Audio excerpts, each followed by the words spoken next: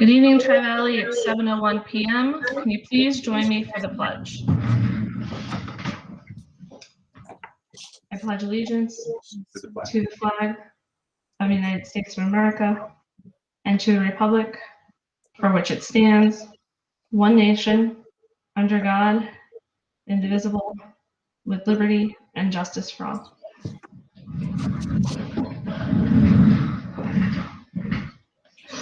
At this time, I'm going to ask for a roll call for quorum. Joe Colon. Here. Pat Kelly. Here. Erin Metnish. Here. Kim Botsford. Here. Brent Clark. Here. Randy McGregor. Here. Keith Stryker. Here. We have Mr. Bob Whitaker. Here. And Superintendent Michael Williams. Here. Welcome, everyone. We are going to move along. We have no items of correspondence, public comment session for items that are not on tonight, that are on tonight's agenda. There's no items. Presentations and guests. We do not have any presentations or guests. So we're going to attend to the superintendent's report. Mike, would you like to go first? Or do you want me to move along with the Boces budget? No, I just have a couple of quick items. Okay. First, I want to congratulate the newly inducted members of the National Junior Honor Society. We had a very nice ceremony here at school. It was a hybrid ceremony. Part of it was live and part of it was done virtually. I want to thank Mrs. Turbush for organizing the event. We had a fine group of young students who were inducted, and it's nice to see that they're continuing on with their club and activity, even though we're in the midst of this pandemic. I met with Mrs. Sloan last week regarding graduation activities. We are scheduling as many graduation activities as we can. Prior to graduation, and I want to remind everybody that graduation is still scheduled for June 26th at 10 a.m. It will be over the Ayatoro Athletic Complex on the football field. To that end, I'll be conducting my second virtual senior/parent meeting tomorrow night at 7 o'clock.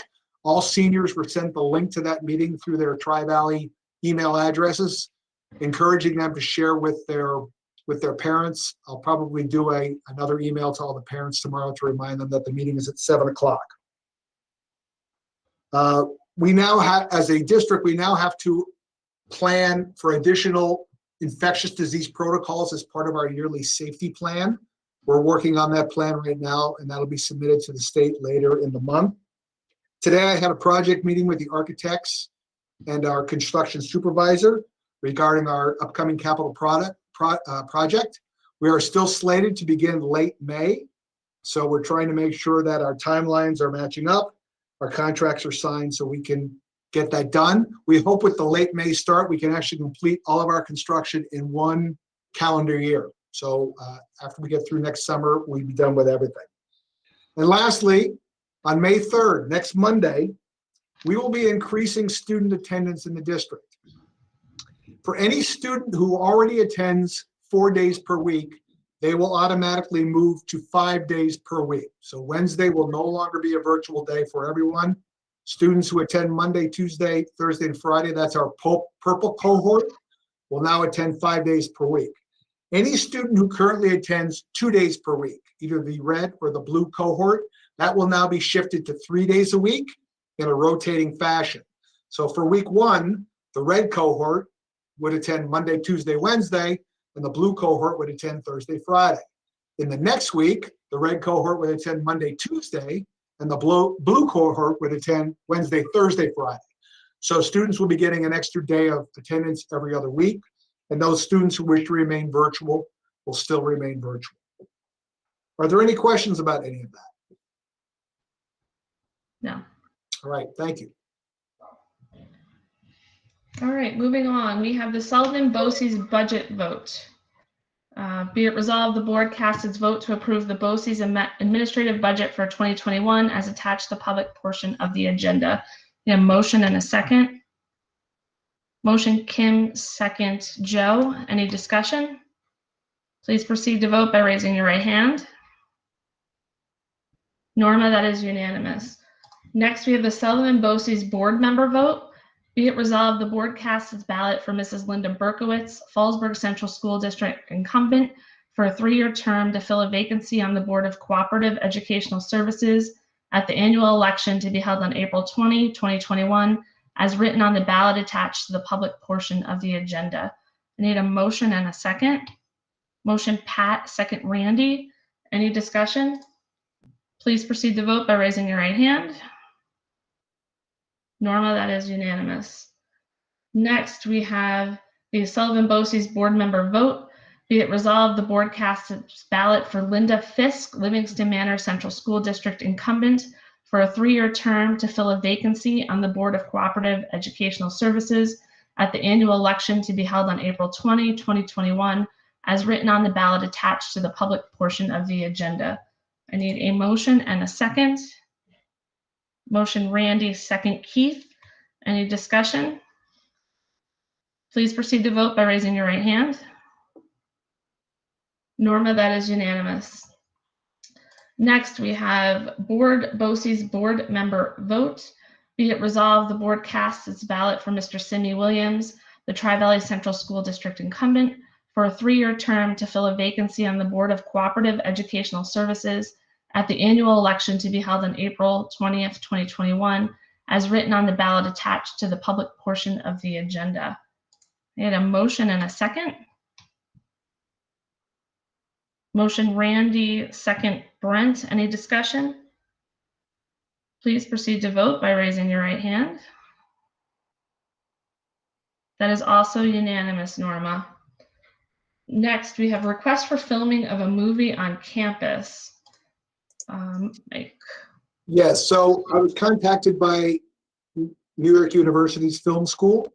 There are a number of students who have to do final projects as part of their degree. They were here 2 weeks ago, unbeknownst to me, and were scouting locations in the county for possible student film projects. They would like to use both of our baseball/softball fields. This filming would take place over the summer and during the month of September. They understand that during the month of September, they would be subject to the school schedule. They would only be able to use the fields when we're not using them. And they would be subject to all COVID protocols, assuming there are COVID protocols in place, which they have agreed to. So I wanted to get a preliminary approval from the board so we could look at getting a formal agreement signed.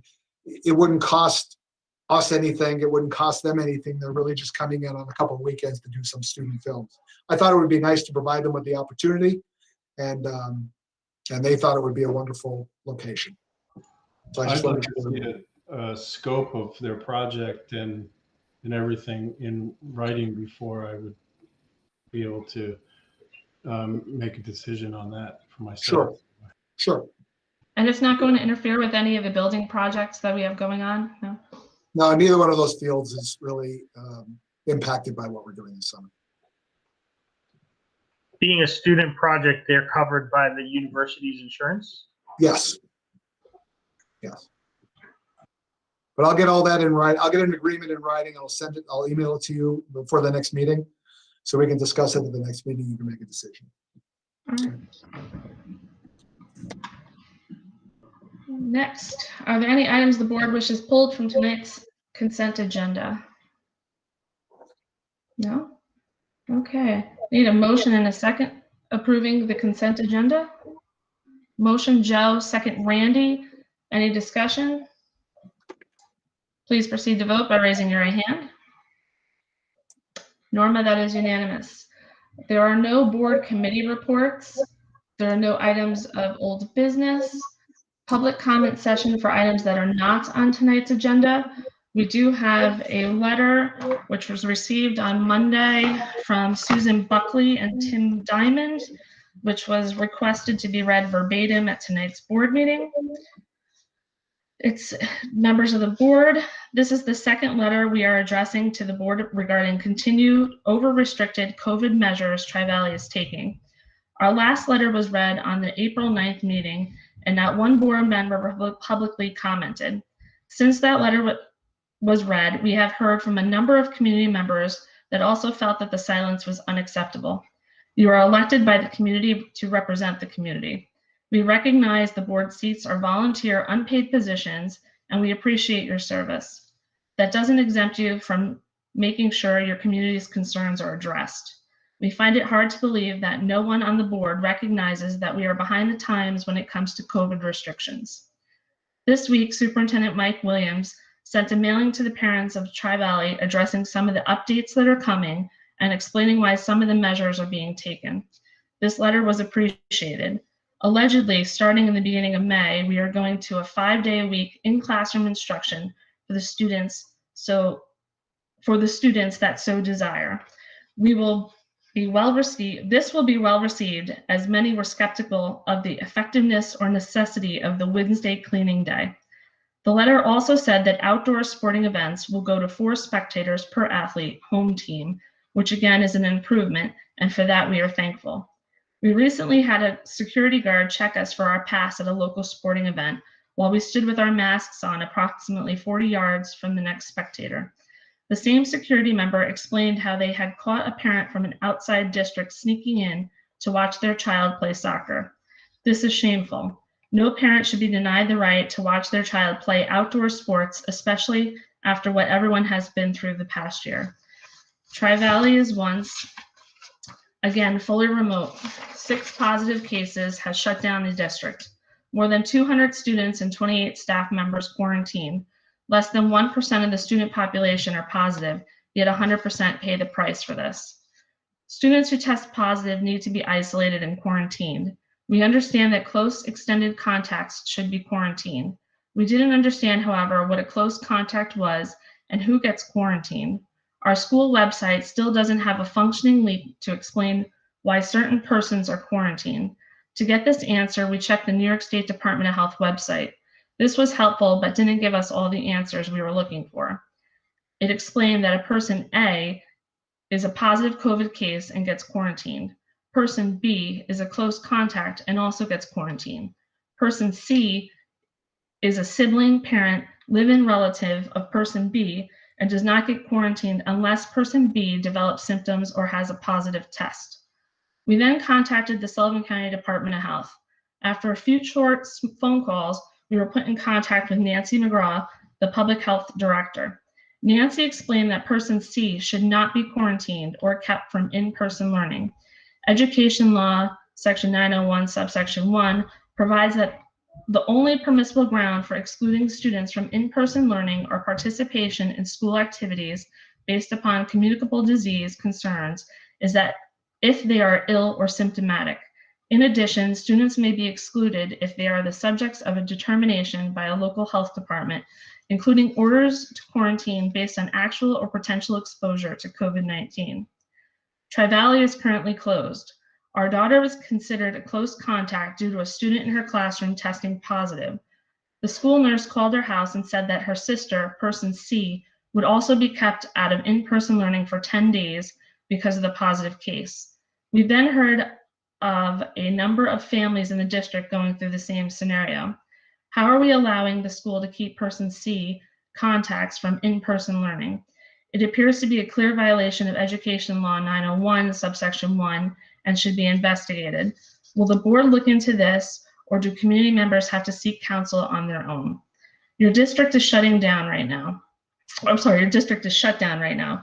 Parents have had to scramble to find childcare, oftentimes putting the same kids you are keeping out of school into mask-free, close quarters daycare environments with the same students.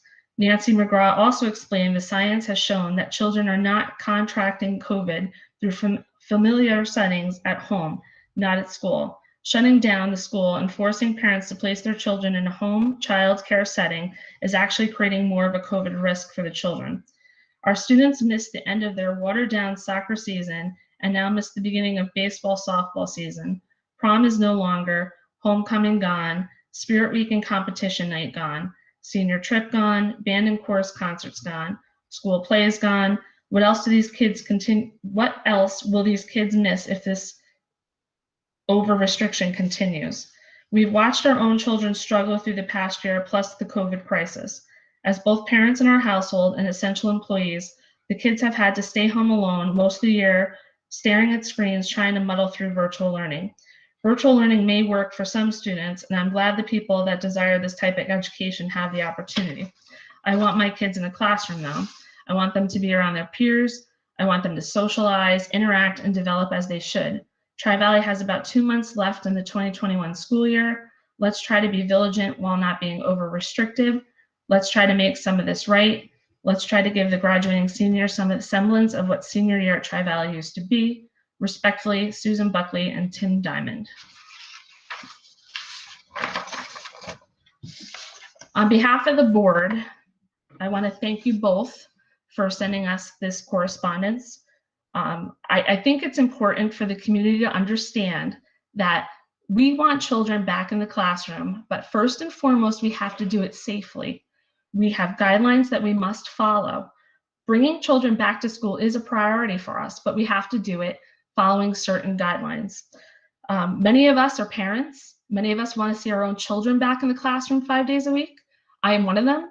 Many of the other people on the screen are those parents as well. We hear our community. We hear you loud and clearly, even though you believe we may be silent.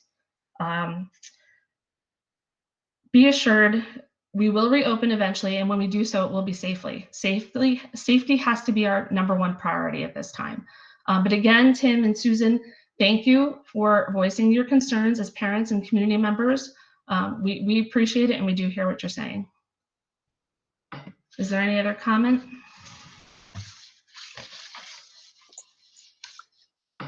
If I could just address them, please. Sure.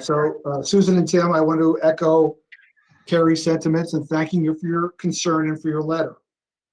As Carrie mentioned, there are some issues we just don't have control over. For example, let's talk about the soccer game. Section 9 had decreed at the time that there would be no visiting spectators allowed at any of the county games. That's why the security guard was dealing with the one parent who decided to come up and try to get into the game without being permitted to. It's not a guideline that Tri-Valley set up. It's a guideline that Section 9 set up after consultation with the New York State Public High School Athletic Association.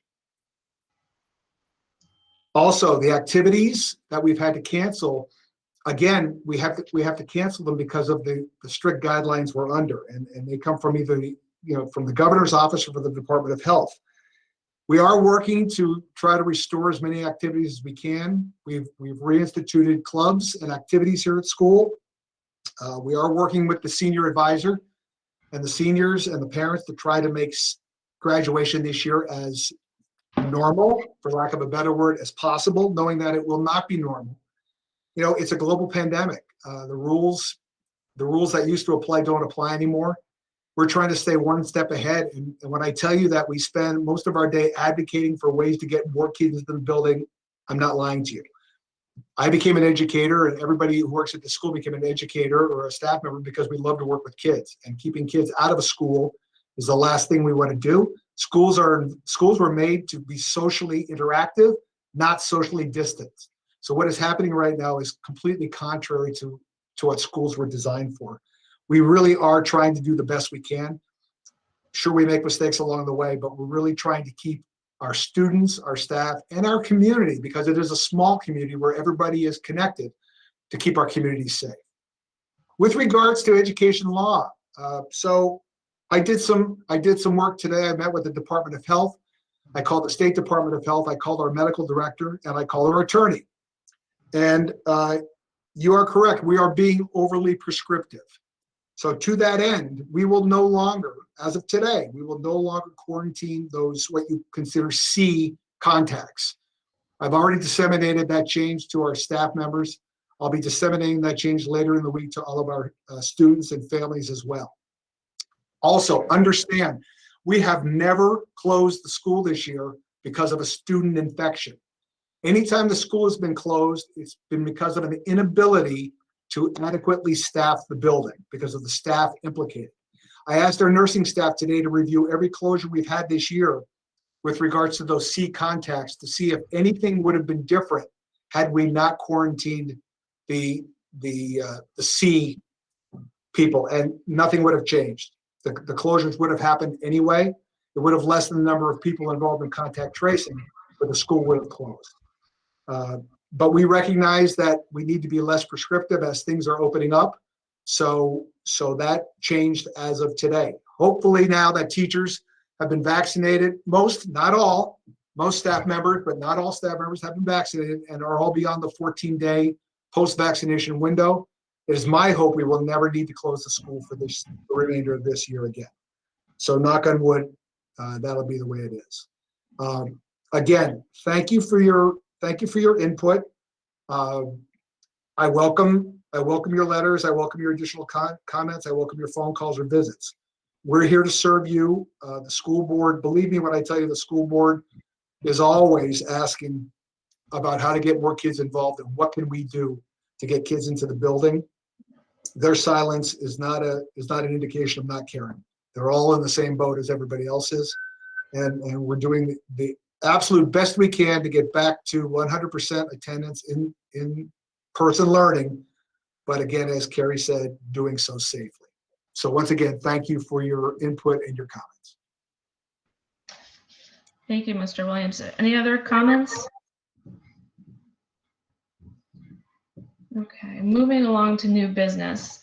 We have the TVAA collective bargaining agreement for July 1, 2021 through June 30, 2025.